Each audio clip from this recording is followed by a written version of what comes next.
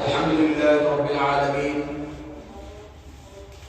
والصلاة والسلام على رسوله محمد خاتم النبيين وإمام المتقين وقائد الغر المحجلين وعلى آله وأصحابه أجمعين.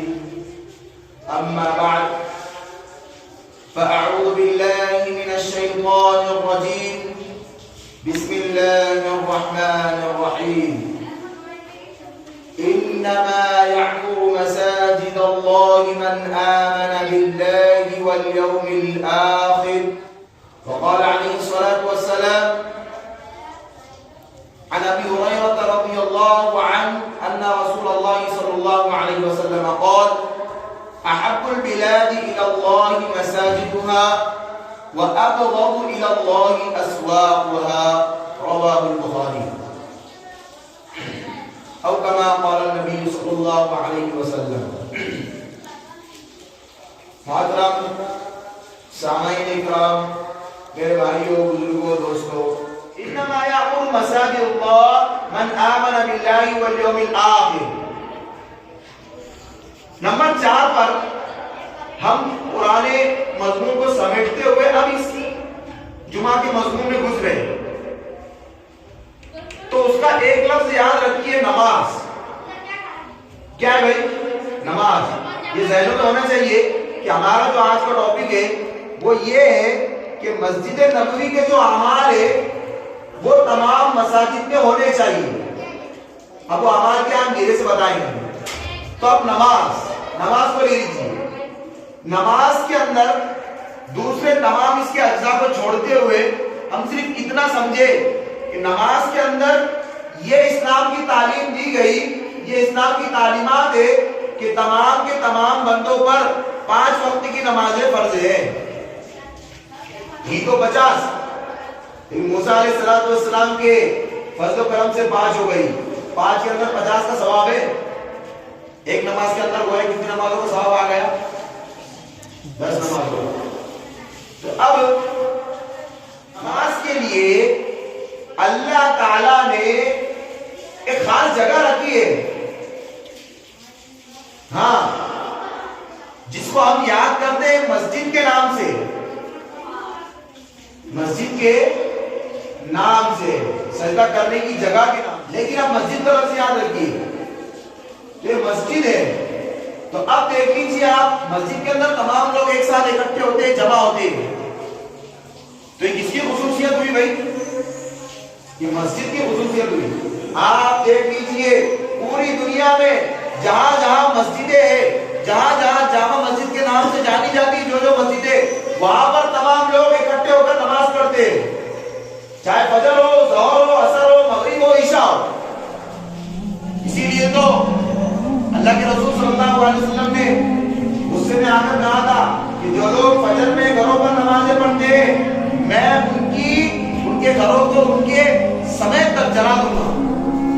یہ مسجدوں کی خصوصیت ہے. اب آپ یاد رکھیے کہ مسجدوں کو آباد کرنے والے کون لوگ. تو آیت کریمہ پڑھی گئی، انما یعمر مساجد اللہ. یقیناً اللہ کی مساجد کو آباد کرتے ہیں وہی لوگ جو اللہ اور اس کے رسول پر ایمان رکھتے ہیں. من آمن باللہ والیوم الآخر، اور آخری دن پر ایمان رکھتے ہیں. والیوم الآخر یعنی آخرت پر بھی ایمان ہے ہوگا. وہی لوگ مسجد کو آباد کرتے ہیں. اب آگے آئیے، والیوم الآخر ولم یخش الا اللہ. اور وہ اللہ کی سوا کسی سے نہیں ڈرتے، ان کے دل میں صرف اللہ کا خوف ہے، اللہ کا ڈر ہے. فَعَسَىٰ أُولَٰئِكَ يَكُونُوا مِنَ الْمُهْتَدِينَ. تو توقع ہے، امید ہے کہ یہی لوگ ہدایت یافتہ ہو، مہتدین ہو، اللہ تعالیٰ کی یاد، فلاح و بہبود پانے والے ہو. یہ اللہ تعالیٰ فرما رہے ہیں ایسے لوگ مسجدوں کو آباد کرتے ہیں. اب مسجدوں کو آباد کرنے والے لوگوں کو ہم ایک لفظ میں کہیں گے کامل مومن ہی آباد کر سکتے ہیں مسجد کو. کون آباد کر سکتے ہیں؟ جو مکمل مومن ہو، اللہ اللہ تعالیٰ پر ان کا ایمان ہو اور آخرت پر بھی ان کا ایمان ہو اور وہ اللہ کی سوا کسی سے ڈرنے والے نہ ہو۔ اللہ کے رسول صلی اللہ علیہ وسلم نے چند اعمال بتائے کہ جو مسجد میں کرنے کے لیے، تو سب سے پہلا عمل اللہ کے رسول صلی اللہ علیہ وسلم نے یہ کیا ہے کہ مسجد نبوی میں اللہ کے حکم سے 5 وقت کی نمازیں پوری ہوتی تھی۔ اور اب یہ بات یاد رکھیے، اللہ کے رسول صلی اللہ علیہ وسلم کے زمانے میں چھوٹا ہو بڑا ہو سب اکٹھے مسجد میں آ کر نمازیں پڑھتے تھے، سب آ کر پڑھتے تھے۔ اب اس کے اندر خاص بات یہ کہ اسلام نے کبھی بھی کسی گورے کو کالے پر اور کالے کو گورے پر اور چھوٹے کو بڑے پر کبھی ترجیح نہیں دی، کبھی اس کو اس سے بڑا نہیں کہا۔ اب دیکھ لیجیے، آپ جب نماز میں کوئی صف میں کھڑے ہوتا ہے تو کیا مالدار کیا غریب ایک ہی صف میں کھڑے ہو گئے، محمود و ایاز سب ایک صف میں کھڑے ہوتے ہیں۔ تو اسلام کی جو مساجد جو بنانے کا جو مقصد ہے، اس میں سے ایک مقصد یہ بھی ہے کہ ہم ہمارے اندر کیا پیدا کرے، اجتماعیت پیدا کرے۔ آج جمعہ کا دن ہے، جمعہ کے اصل معنی کیا آتے، جمع ہونے کے تو آتے۔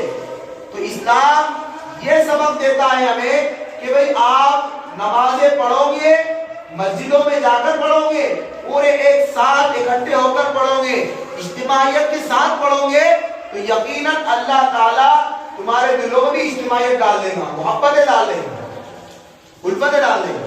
اسی لیے اللہ کے رسول صلی اللہ علیہ وسلم نے فرمایا کہ بھئی صفوں کے درمیان میں خالی جگہ نہ چھوڑا کرو۔ کیوں؟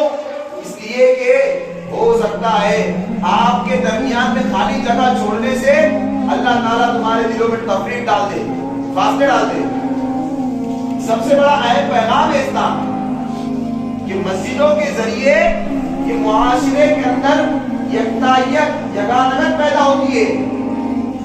سب سے بڑا پیغام مسجدوں کا، اور اسی پیغام کو لے لیجئے، اسی اجتماعیت کو لے لیجئے، اسی جمع ہونے کو لے لیجئے کہ اللہ تعالیٰ نے مسجد حرام میں نماز پڑھنے کا ثواب 1,00,000 نمازوں کے برابر رکھا ہے۔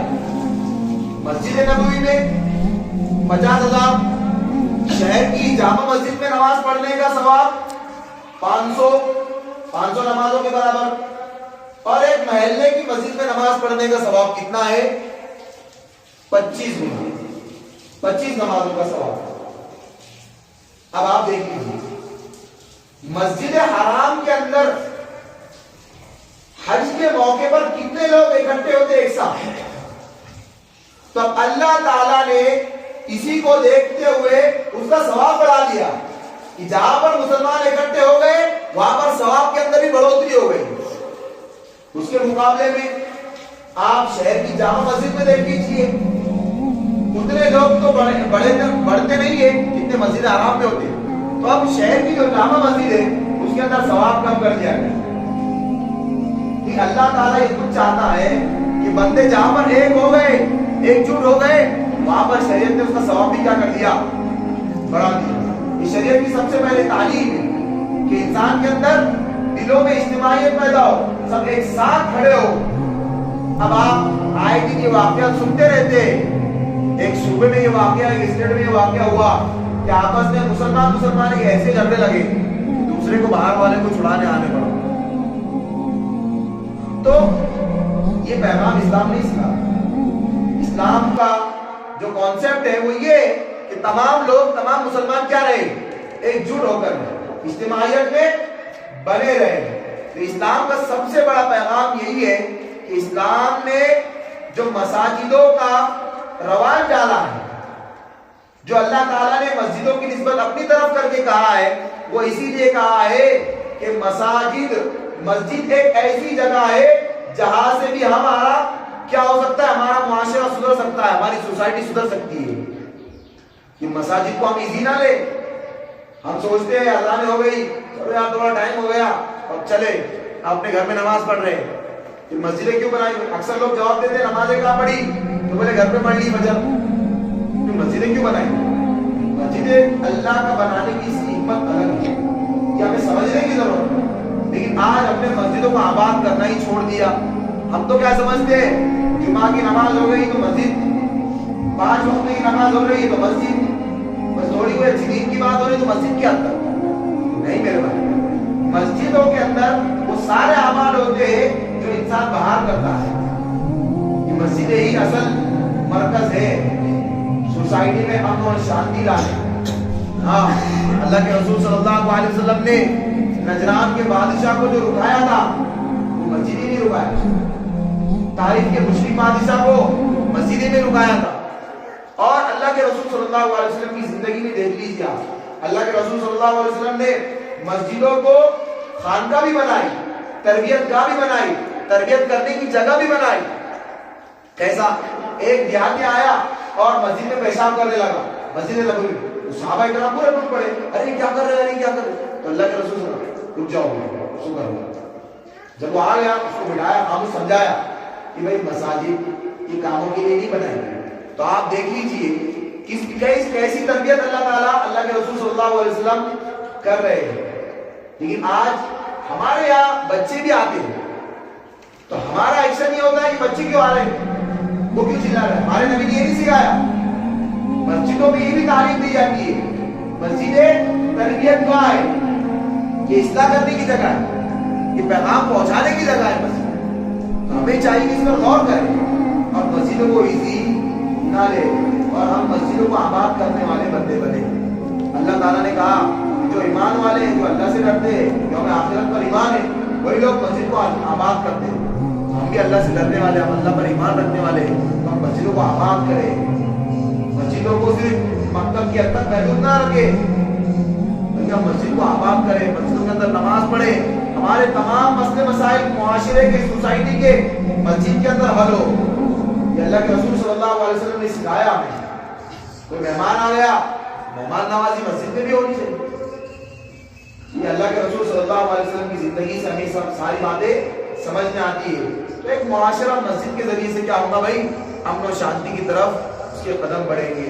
दुआ करें कि अल्लाह ताला हमें तमाम बातों पर अमल करने की तौफीक अता फरमाए। अल्हम्दुलिल्लाह रब्बिल आलमीन।